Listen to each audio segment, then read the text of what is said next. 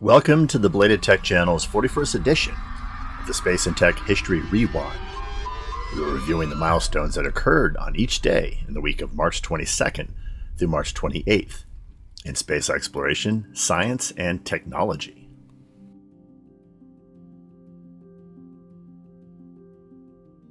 March 22nd, 1913. Robert Goddard was diagnosed with tuberculosis on this date. Doctors thought he had just 2 weeks to live.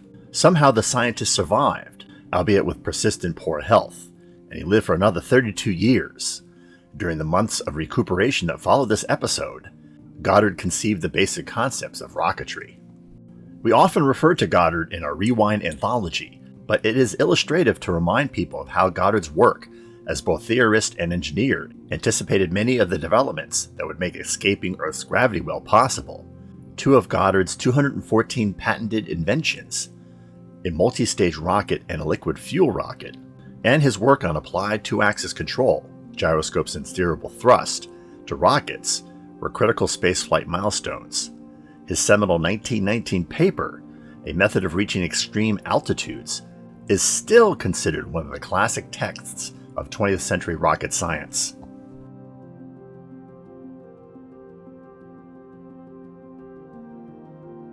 March 23, 1961. Cosmonaut Valentin Bondarenko died on this date when the pure oxygen spacecraft simulator he was in caught fire. He was 24. The accident was eerily similar to the Apollo 1 fire that killed 3 NASA astronauts 6 years later in 1967. A later investigation by the supervising military Soviet determined that poor management control and safety contributed to the accident. Bondarenko was one of the 20 candidates for the Vostok manned spaceflight program. Unfortunately, he never made it into space before the accident. Only 12 of the original 20 would do so, with 4 leaving following injuries sustained during training, and 3 others being dismissed for disciplinary reasons. The most famous of the group was probably Yuri Gagarin, who became the first human in space 20 days after Bondarenko's death.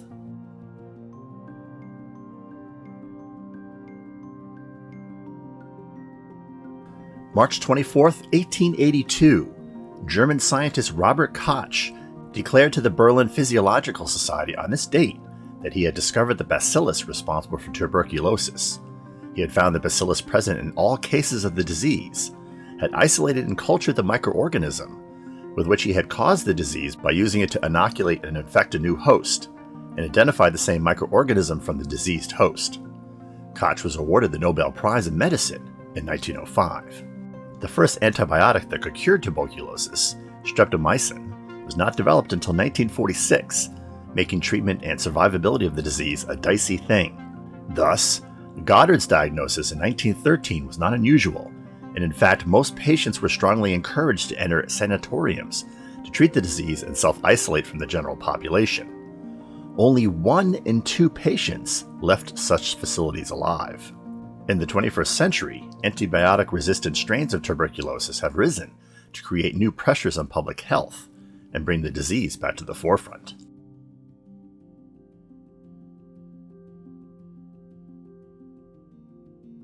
March 25, 1954. RCA announced the commercial production of color television sets on this date. Their Bloomington, Indiana plant was the first major assembly line for color sets, capable of initially making 2,000 color sets a month, increasing to 10,000 units by the year's end. Their first receiver had a 15-inch tube with a viewing area equivalent to the 12.5-inch tube of a black and white receiver. The price would be over 5 times the cost of a 21-inch black and white set. That year, NBC, the programming subsidiary of RCA, began with 1 or 2 color programs a week, but promised at least 3 weekly by year's end. We covered the beginning of television and the cathode ray tube TV in one of our early videos, episode 5. We think, despite the rougher production values, that the video is still a rewarding look at this analog electronics era, particularly coming from the mobile computer era we currently live in. A link to this video can be found in the upper right-hand corner and the description below.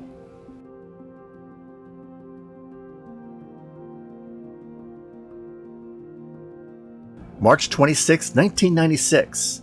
Hewlett Packard Company co-founder David Packard died on this date. With fellow Stanford graduate Bill Hewlett, Packard founded Hewlett-Packard in a Palo Alto garage in 1938, spurring the development of what has come to be known as Silicon Valley. The company's first product was an oscillator, 8 of which Disney used in its groundbreaking film Fantasia. The two companies that call themselves Hewlett-Packard in the 21st century bear no resemblance to the company that David Packard and Bill Hewlett ran in the 20th century. We have covered Hewlett-Packard's contributions to the modern world in a number of our videos, all of which can be found in our playlists. If you take some time to peruse them, we think you will find the effort to be worth it.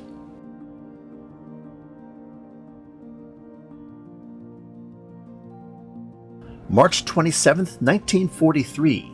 Soviet test pilot Grigori Bakhchivangi was killed breaking the world speed record in a BI-1 rocket plane on this date. He reached an airspace of 500 miles per hour, but lost control of the aircraft, which impacted the ground.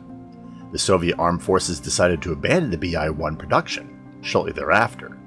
Rocket plane testing in the USSR only resumed with the testing of German designs, such as the Me-163, after the war.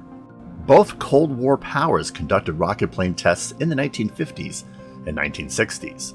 The US Air Force and NASA tested the X-1 and X-15 rocket planes in that period, and the experience gained led directly to the X-20 and Space Shuttle spaceplanes. The unmanned X-37B is currently the only operating spaceplane in the US military and NASA inventories.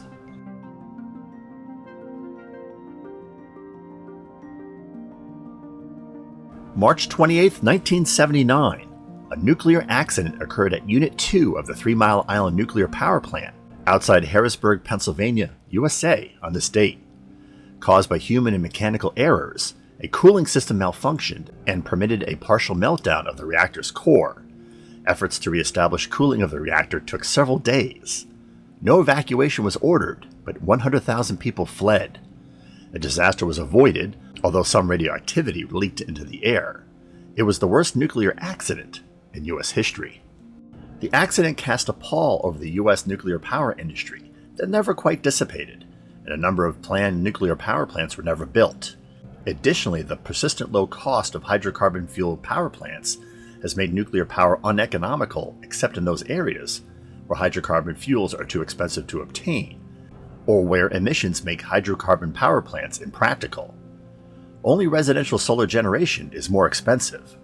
Despite this, there are about 100 nuclear reactors still active in the United States.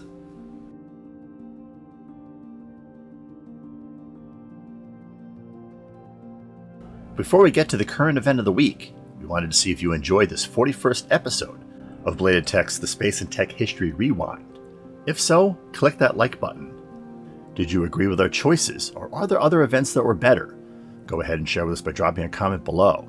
And if you have suggestions for an event in the future, we'll take those too. We'll credit events we pick for future videos to those viewers that post them. We hope you have been enjoying our content. Have we earned your subscription to our channel?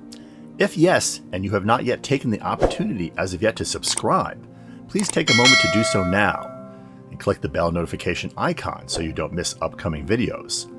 We want to continue delivering great content to you. You can always unsubscribe, and subscribing is free. On March 16, 2021, it was reported by media outlets that the new Google Nest Hub will track users' body activity in bed to generate personalized sleep tracking reports. The device's radar-based scanning technology detects movement, including coughing and snoring, as well as light and temperature changes. But the new features have been criticized for collecting data in an invasive fashion with little benefit to the users.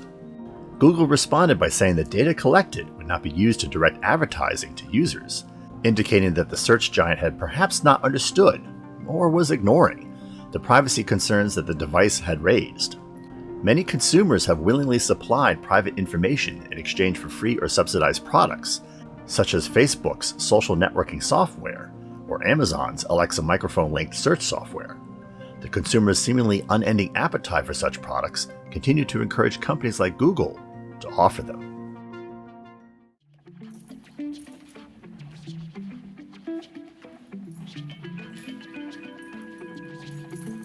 Links to some of our most recent episodes can be found in the description section below. You can peruse our entire 200-plus video library by looking at our playlists, which conveniently sort videos by subject. We announce all new videos on our microblogging accounts, as well as in the community feed for this channel. Want to know how to navigate our channel content? We refer to retrotech and innovation documentary segments as episodes. Coverage of current events in space exploration, science, and technology are labeled as shorts. Space and tech history are documented in an anthology called Milestones. And gameplay recordings can be discovered on the Belated Tech gaming channel in videos called walkthroughs and side missions. Stay connected by occasionally checking our Instagram feed, where we post content from our upcoming episodes and from episodes past that you may have missed. And finally, join us on our Facebook and Minds pages, where we cover current news and events related to channel content. Thanks for watching.